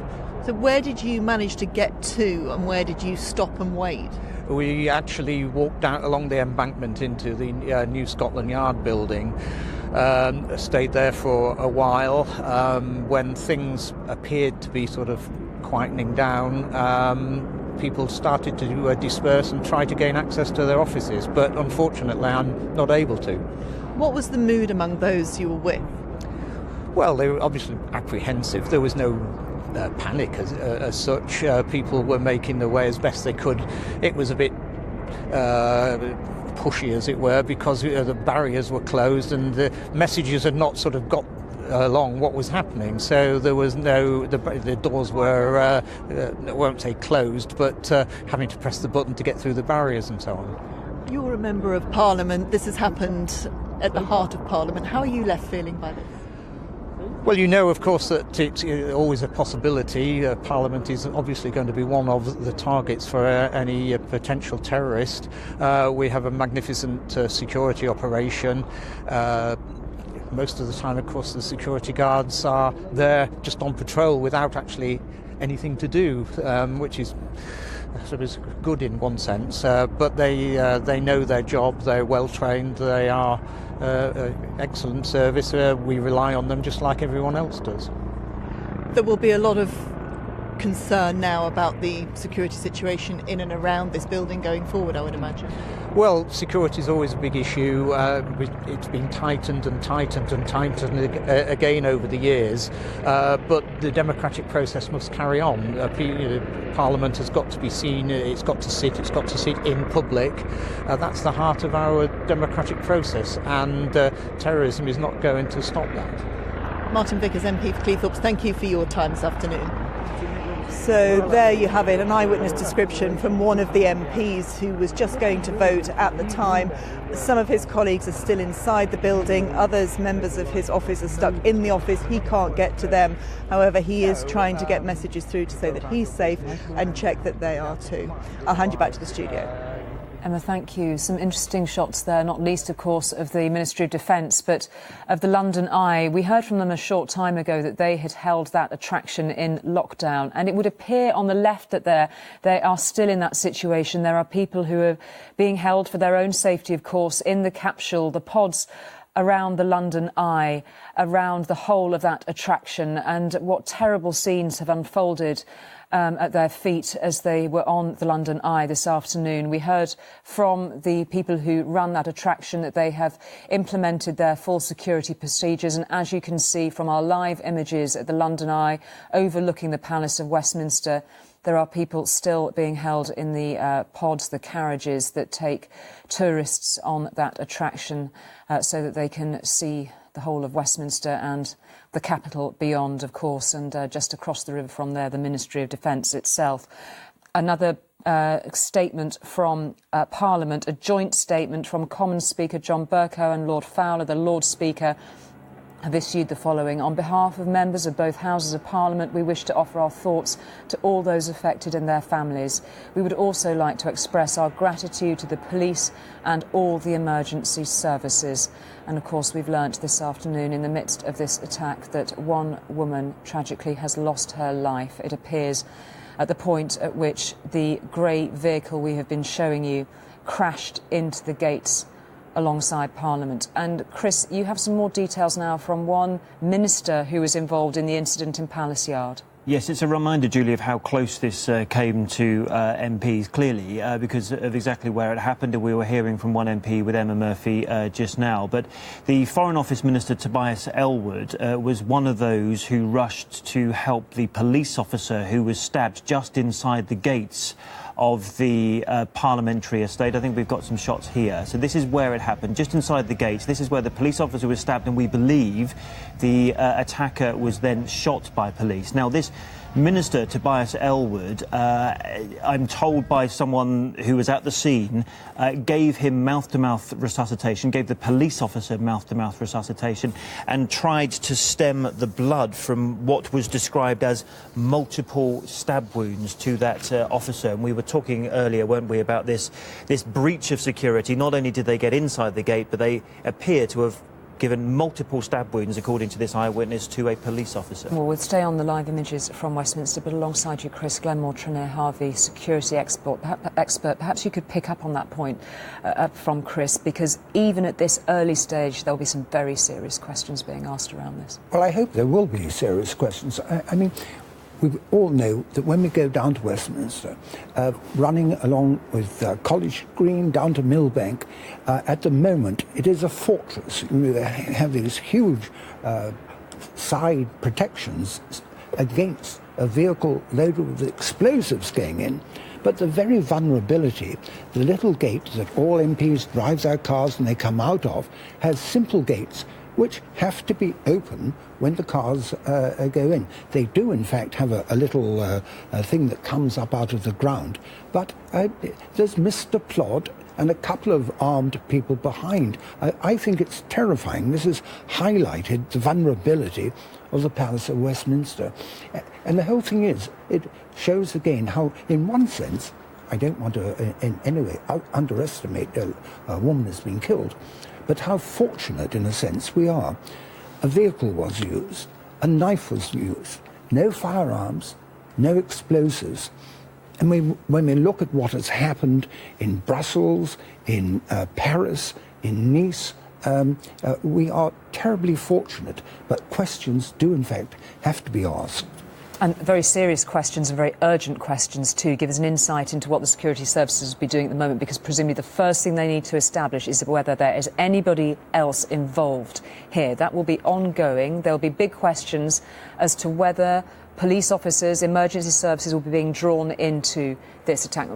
Forgive me for a moment. I think you have we have another image from the incident which we can take. And this is what we were talking about just there, Julie. This looks like the incident involving the MP. So just in the centre of the picture there, I think I can, yes, in the centre of the picture there with the glasses on is Tobias Aylward. He's a MP for Bournemouth in Dorset. He's also a Foreign Office Minister, I think the Minister for the Middle East. And this is the picture of him giving that police officer, and we should be very cautious here because we still don't know what condition that police officer is in at the moment. But according to an eyewitness who was there, who's contacted me, there were multiple stab wounds to that police officer, and it appears that this MP, this minister, was one of the very first on the scene there and was giving mouth-to-mouth resuscitation and trying to stem the flow of blood which had been caused by the attack.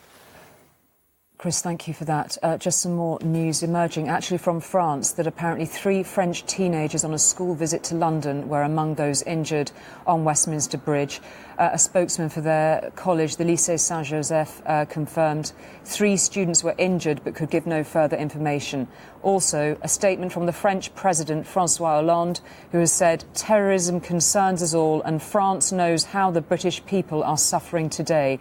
We are doing everything to find out if French nationals have been involved." So a message of sympathy coming from the French President, François Hollande, of course, a country which has suffered so much with terrorist incidents in the past 12 months and beyond. We are just going to cross to our correspondent outside St Thomas's Hospital. Ronke, what do you have for us?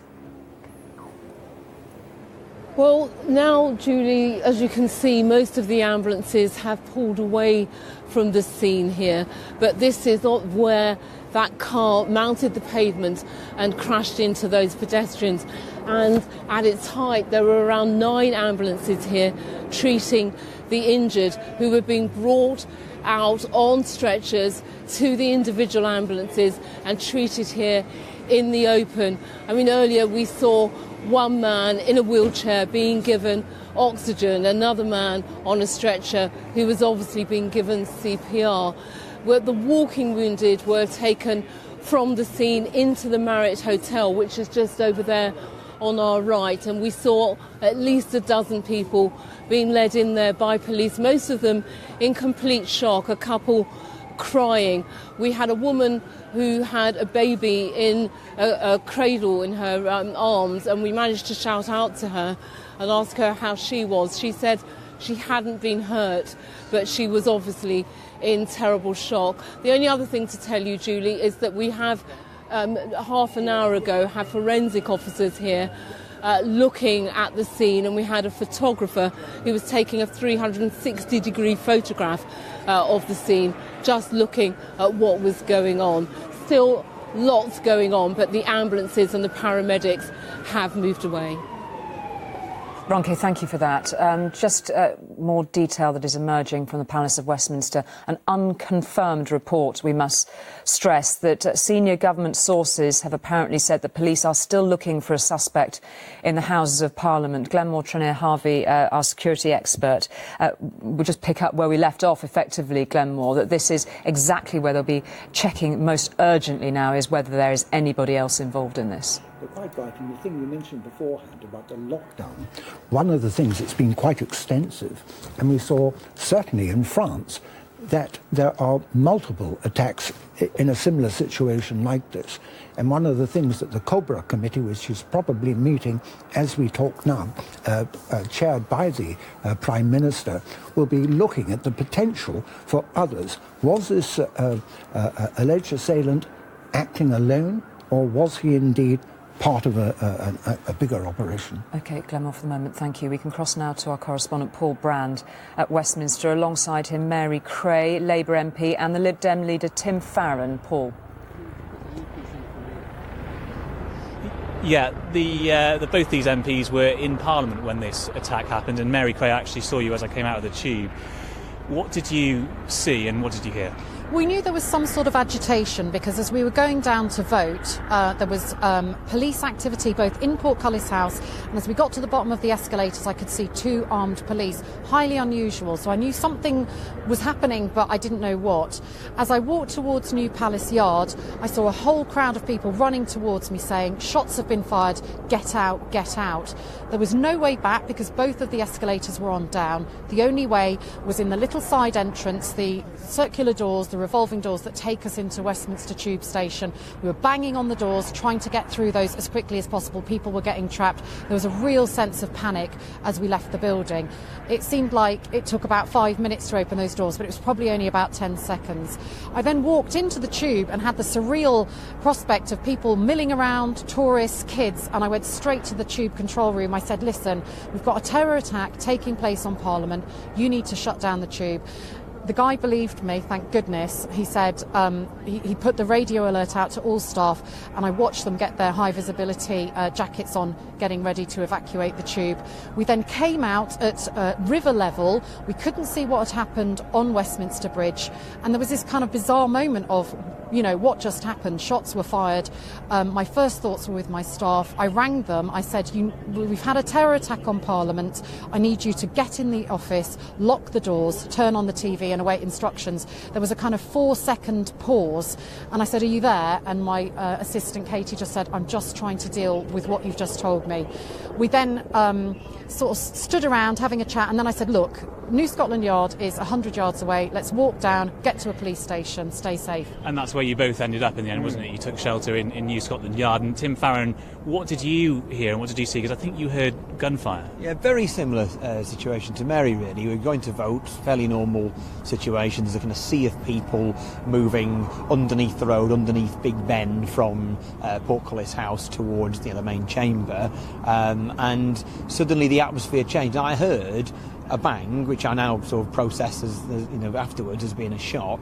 The thing that first made me realise something was up was the sea of people moving towards the chamber became a sea of people moving towards us. It's about 10 yards ahead of us, and as Mary said, it's a bottleneck to get out at that revolving door. My sense was that whilst I'm sure everybody felt a sense of panic, that there was no every man or woman for themselves. People were brilliant with one another, and people got out in pretty short order. Out we got, because you don't really know where's the safe place to go. We didn't know all the stuff we now know, and we don't know everything. We didn't know, we had no idea about the appalling tragedy on the bridge, innocent people just going about their business, being mown down. We had no idea where was the safe place to be. Headed down the embankment, and Mary correctly spotted that New Scotland Yard might not be might be a safe place to go. Of course they do prepare for this kind of attack in Parliament, Mary. I mean, that's why they have the barriers, that's why they have the ring of concrete and steel effectively around Parliament, but it must still be a huge shock for all of you as MPs that this has unfolded here. This is a very shocking day. I remember 3 months after I was elected in 2005, we had the bombings on the tube. Security has been massively upgraded since then. All of the bollards, as you say, the ring of steel around Parliament. The weak point is obviously those carriage gates, which is where the attack took place. And obviously, they just got lucky. It was a vote, so the gates would have been open, and that, as ministerial cars drive through, it was absolutely just lucky for them. And we are so grateful to those police officers who really put their lives on the line for us today. Okay, all right, Mary, Craig, Tim Farron, thanks to both of you. And I should say we've just been chatting here and seeing what we think are terrorist police officers driving down here with masks on. Clearly they've been at the top of this road at the scene, assessing exactly what's gone on. Paul, thank you very much indeed for that. These then the live images of Westminster just a couple of hours on from what has been treated as a terrorist incident. The latest detail we have so far is that one woman has died in this incident. There were 10 injured along Westminster Bridge, where it's thought the vehicle driven by the assailant had driven along. And we're also hearing that the police officer who was apparently attacked by the assailant within Palace Yard, as you can see there, has been seriously injured. We are expecting an update statement from Scotland Yard at 10 to 6 this evening on the latest details of this terrible incident. We can cross live now to our correspondent Emma Murphy, who is at Whitehall, a short distance from there, with more eyewitnesses. Emma. Julie, thank you. As you can imagine, all the buildings around here had to be sealed, and then people had to be evacuated from them for their own safety as this situation was developing just a few hours ago. So many people have had to leave their offices and leave their places of work without any means of communication, without their bags, coats, that kind of thing.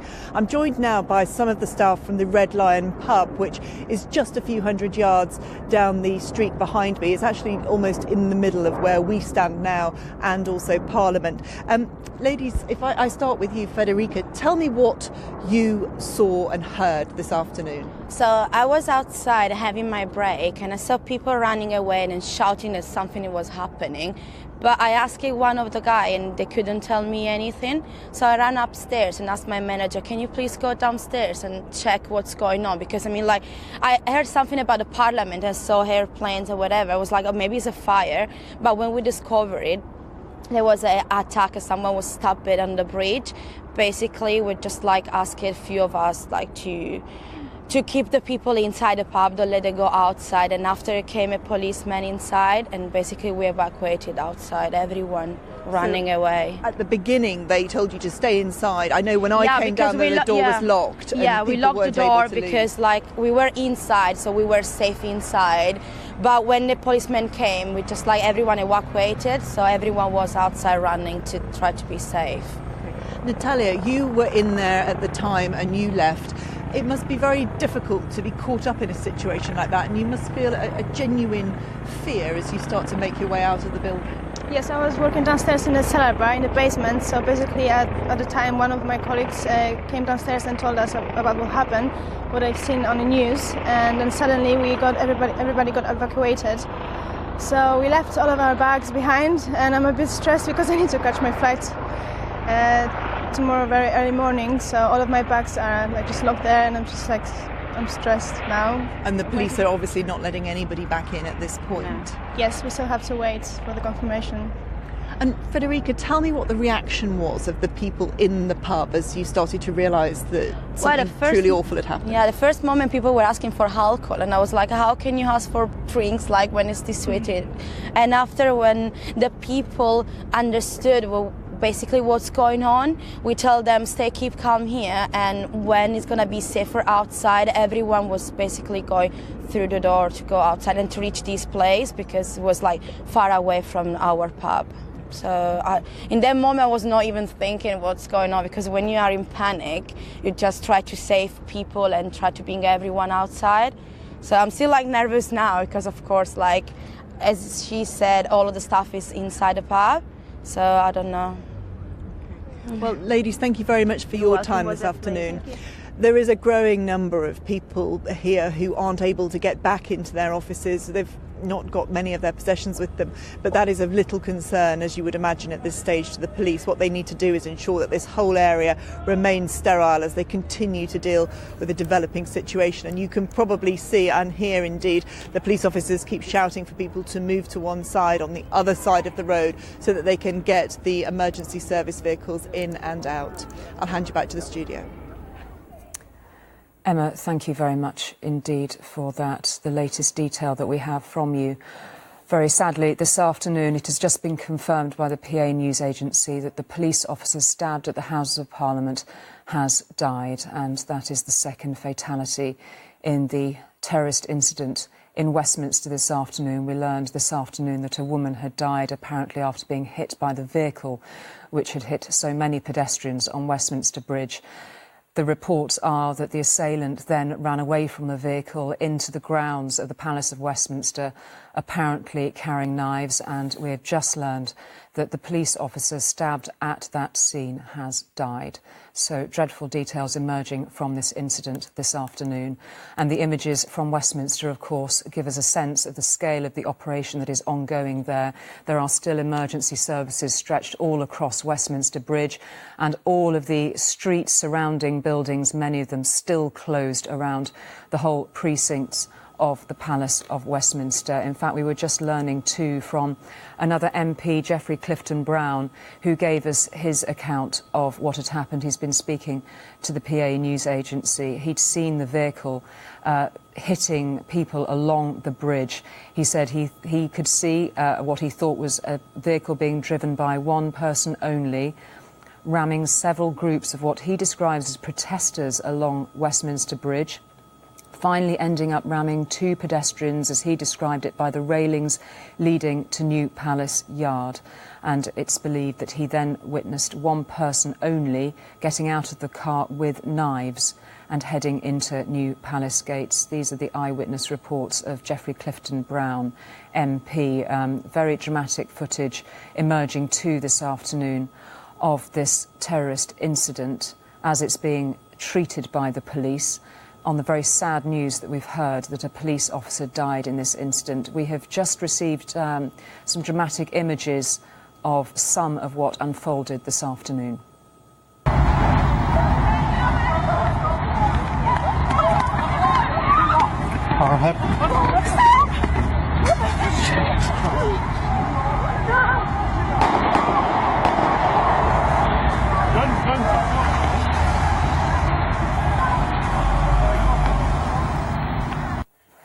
That then, in the immediate moment, the shots were fired. Terrifying images. You can hear it in the voices of the people who were caught up in this. Chris Shipp, our correspondent, has been watching these images all afternoon. A terrifying moment, Chris, and an incident in which we have now learned that, very sadly, one police officer has lost his life. Yes, Julie, I mean, absolutely dreadful news. The confirmation now of 2 deaths this afternoon, one of a woman on the bridge, now the police officer who was stabbed, and we've just been talking about the dramatic attempts to save his life inside the parliamentary estate there, just the other side of the gates. And of course, we've heard of, and it's been described by the ambulance service, as the catastrophic injuries that have been caused to a number of people all the way along Westminster Bridge, including a woman who either jumped or was thrown into the river at some point during this incident. And I think, Julie, you can see from those pictures there, you know, that the point at which it appears the attacker got inside the parliamentary estate through those gates. They're closed at night, they're not closed in the day. And it's also where a lot of tourists stand to take pictures of Big Ben. And the footage we've just seen of them running across the road onto Parliament Square, clearly in an absolute panic about what they've just seen. I think we may be able to look at that footage again. Now that we can understand the geography of what we were looking at, Chris, perhaps you could talk us through it if we can just look at those images again. So this is standing in Parliament Square looking across the road. You can see Big Ben just there. And there's some gunshots coming up, I think.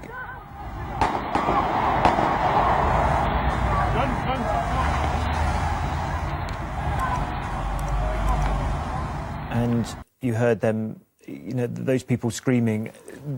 We think, the way this unfolded, we think that the car then drove on the pavement right the way across the bridge, then crashed just around the corner from those gates, crashed into the fence there, and then he was able to run around and through the gates, where you've always got officers standing, you've always got armed police standing, but the gates are often open, and you've got a number of tourists who stand there. Well, we can now bring you the first image this afternoon we have of the alleged attacker.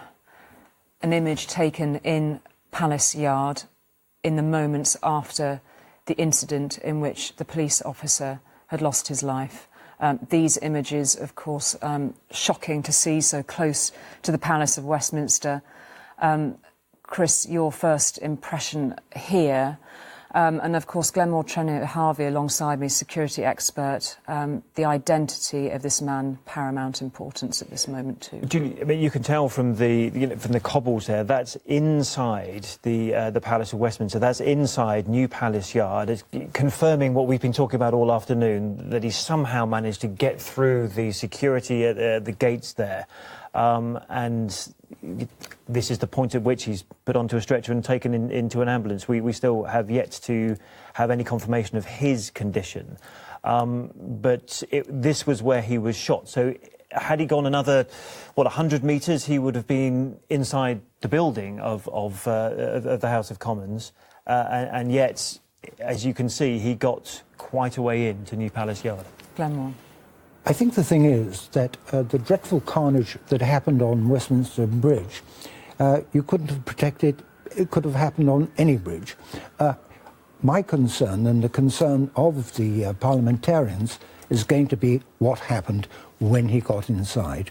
The protection we see all around Whitehall is against vehicles with explosives.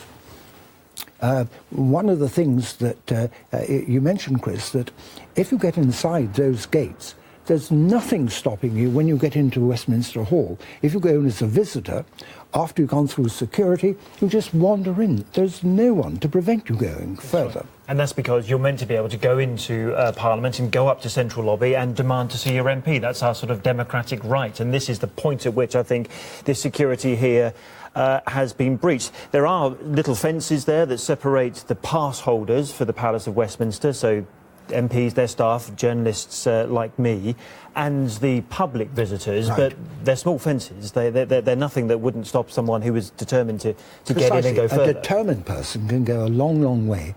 And apart from when you go up the steps from Westminster Hall, there are some armed officers at St Stephen's entrance there. But it is a huge review. As I say, Cobra will be looking at it and looking at the potential for others around. I think it is significant that it is on the anniversary of what happened in Brussels, and it is a copycat thing, I think, in many ways.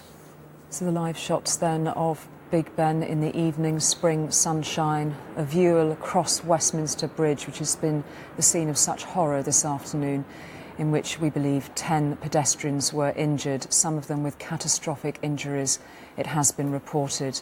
In the last few moments, we've been able to confirm that the police officer involved in the incident at Palace Yard has died. A woman was also killed when she was struck by the vehicle which careered into the fences right on the very doorsteps of the Palace of Westminster.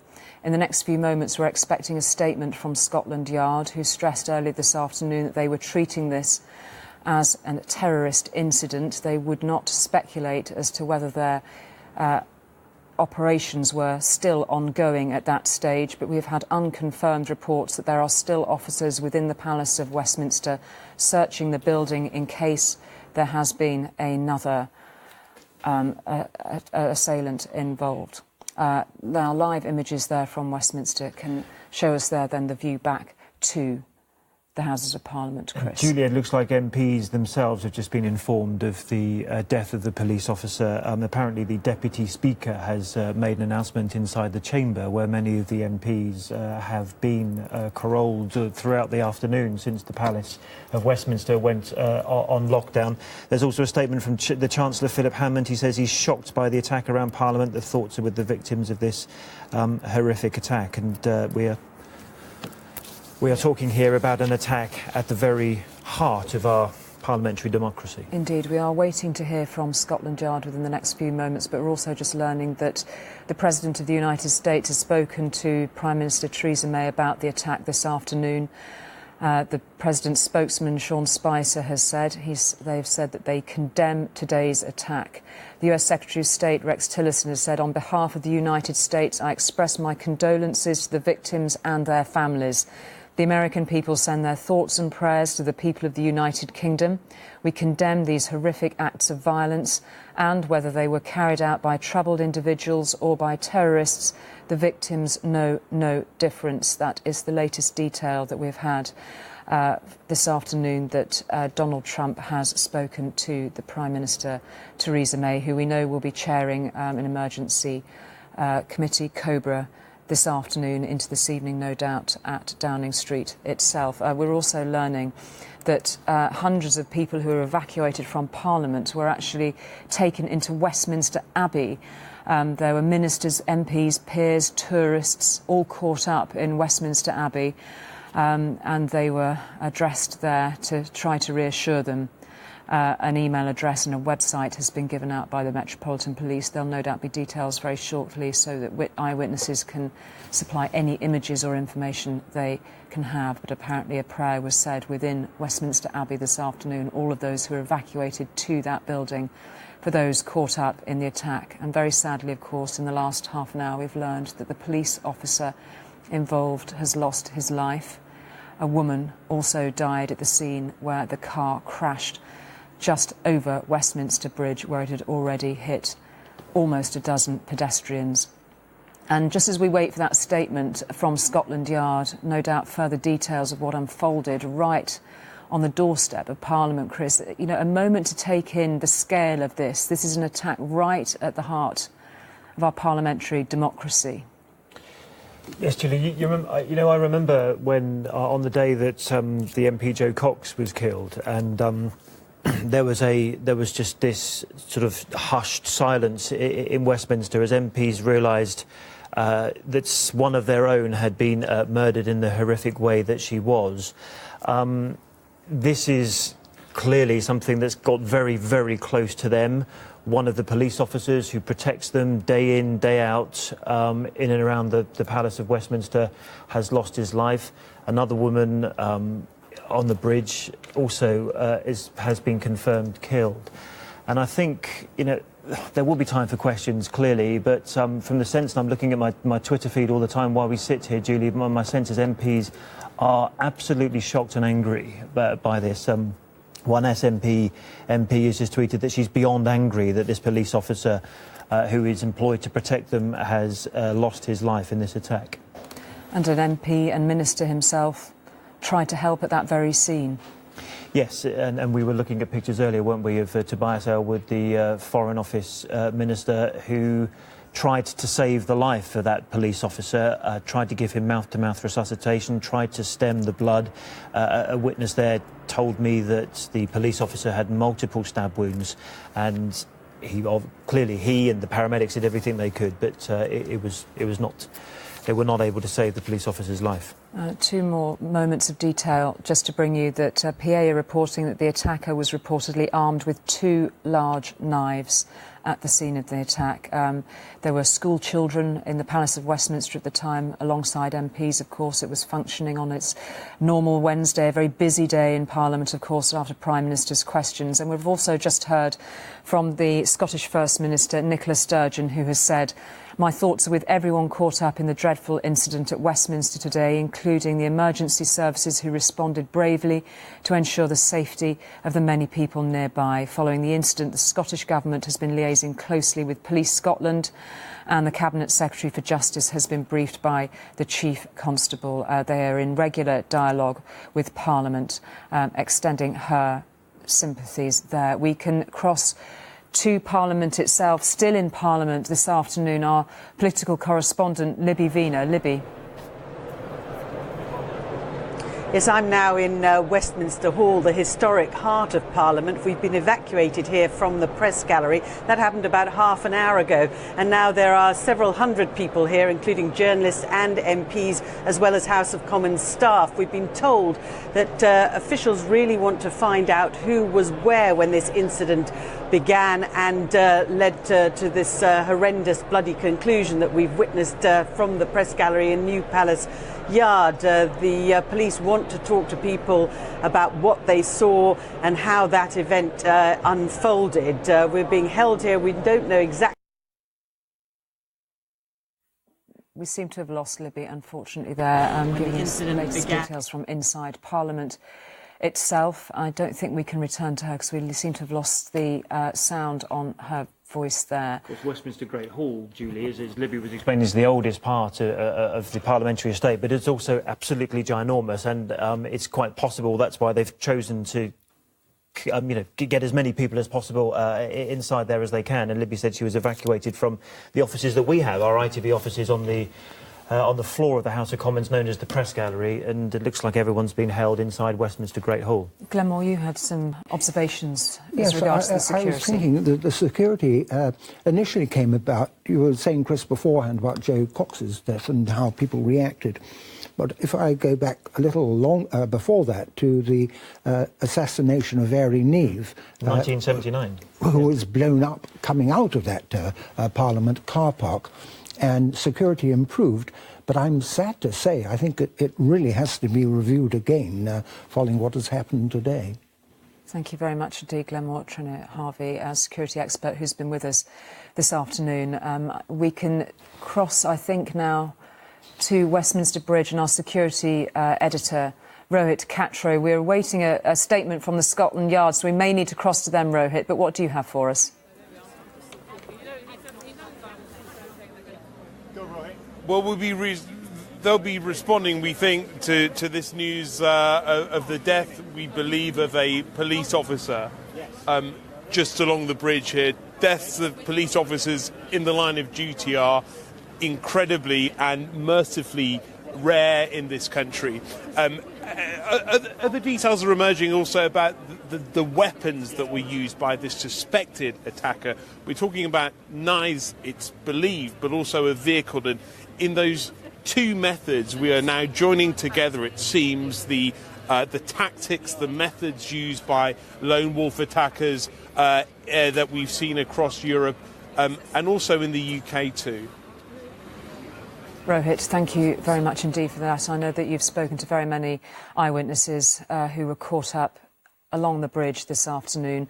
As you can see, there are still considerable levels of security and emergency services around the rest of that area around the Palace of Westminster. Whitehall remains closed, as do all of the key roads around that area, the tube station included. We were learning, of course, that very many of the MPs and others who work in the Palace of Westminster are now waiting in the Great Hall to see when they will be allowed to move further. There were unconfirmed reports that the police were still searching that building in case another had been involved in the incident this afternoon, which has shocked so many, both here in the capital and is now reverberating, of course, around the world. A reminder of why we have been on air this afternoon with news of what appears to have been a terrorist attack right outside the Houses of Parliament in London. A police officer and a woman have died. At least 10 others have been injured. Pictures from above Westminster Bridge show a crashed car which is believed to have been driven onto the pavement and hit several pedestrians, including the woman who died. The police officer was then attacked inside the parliamentary grounds before his assailant was shot. Pictures show people in the area running for cover as the attack was unfolding before you hear gunshots.